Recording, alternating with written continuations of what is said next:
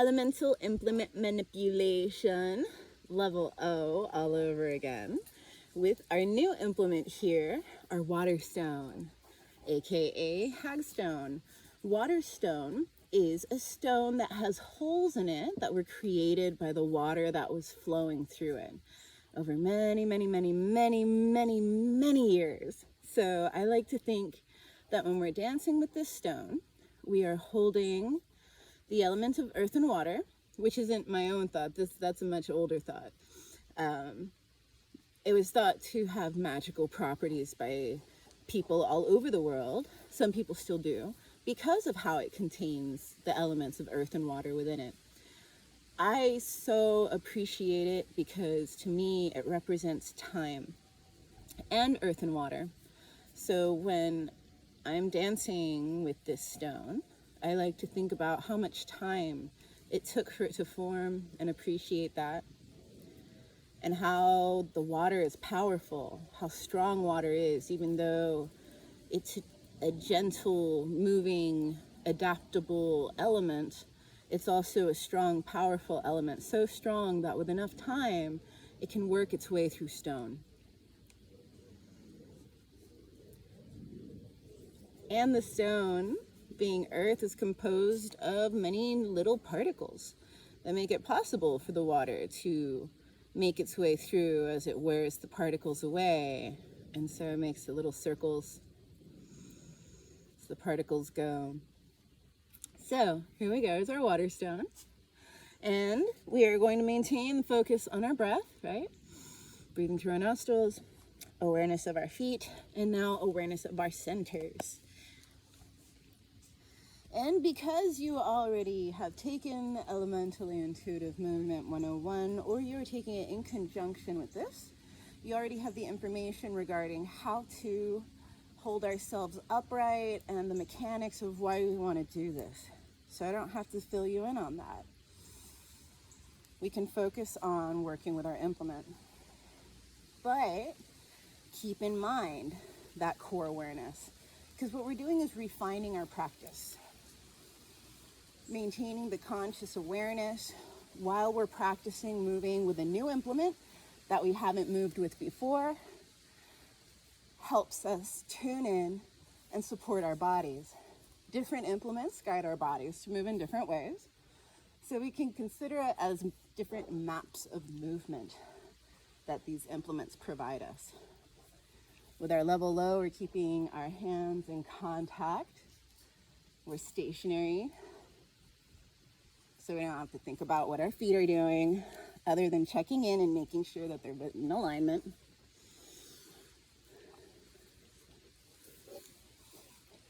I've changed the angle of the camera because I realized that while it's nice to have a challenge of working on an uneven platform, if I'm working sideways for 18 weeks, that's not so great for my body.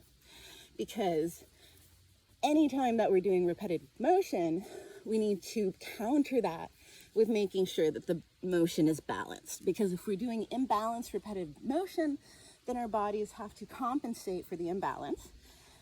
And that's not necessarily efficient or effective use of our bodies. So whenever possible, balance it out. Now that I'm in this orientation, you have a better view of my feet and my legs and the center of my body. You can still see my arms. Maybe it's not the most flattering angle of my face, but that's okay. It encourages me to come down and say hi. So that I'm getting and changing more elevations. We don't have to maintain O hands throughout the whole thing, but overall, try to keep it in the O. If you mix it up with a little bit of other stuff, that's fine.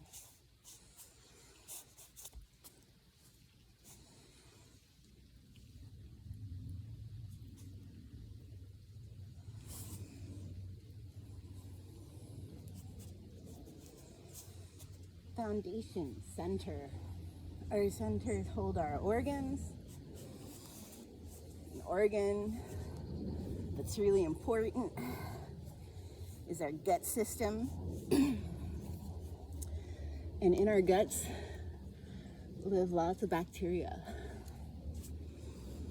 And it's the bacteria that process our food for us and provide us the energy that we need through how they process the food for us. It's kind of interesting.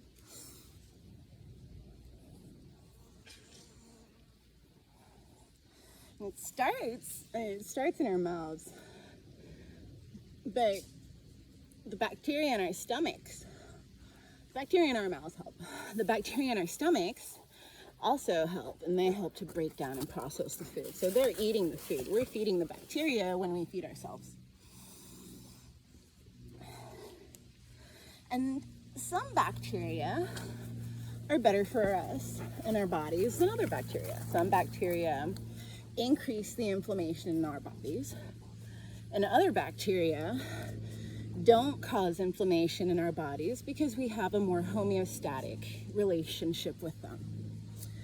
So that's why what we choose to put inside our bodies when we eat is really important, because what we eat is feeding the bacteria that's inside our bodies. So you have to think about our bodies are each an ecosystem. Each one of us is an entire universe for bacteria, and we have all kinds of bacterial colonies all over our bodies, all different kinds of bacteria everywhere, and some are unique and some are shared.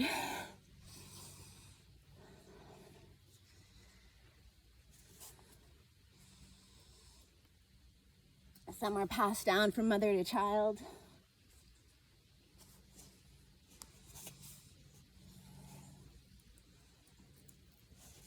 Some are gathered through skin-to-skin contact. Our internal bacteria is nurtured and fed by what we feed it.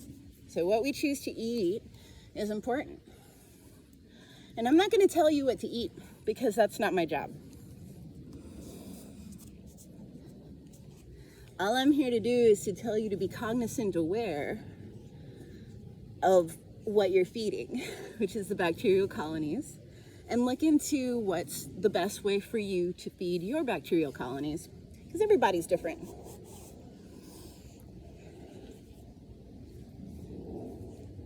We don't always have to do standing. We can also sit down sometimes and do our level O. So this is a wonderful way to really work that center.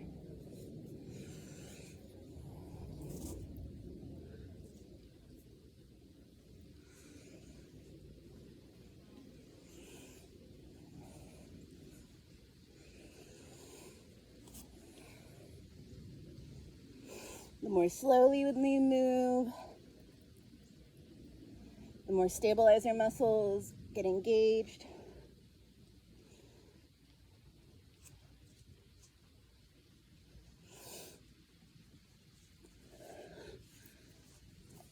Moving slowly helps to train our muscles so that we're better supported when we move quickly and less likely to experience dysfunction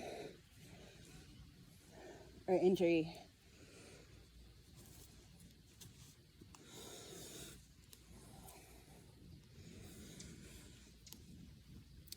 So there we go.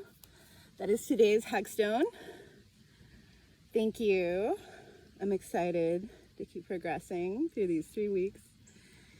And if you're learning all the implements, coming up is Good Can. Good Can. Waterstone, Hagstone, Good Can. Thank you. Good.